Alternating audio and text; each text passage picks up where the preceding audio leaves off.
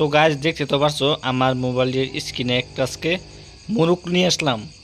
সেই মুরুকের দাম 7,000 টাকা। সেটা আমি আজকে তোমাদেরকে তুলে ধরছি।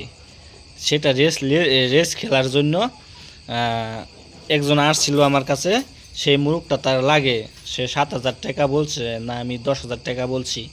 সে 10,000 টাকা দিবে না, তাই আবার রিটার্ন হয়ে গেছে গা।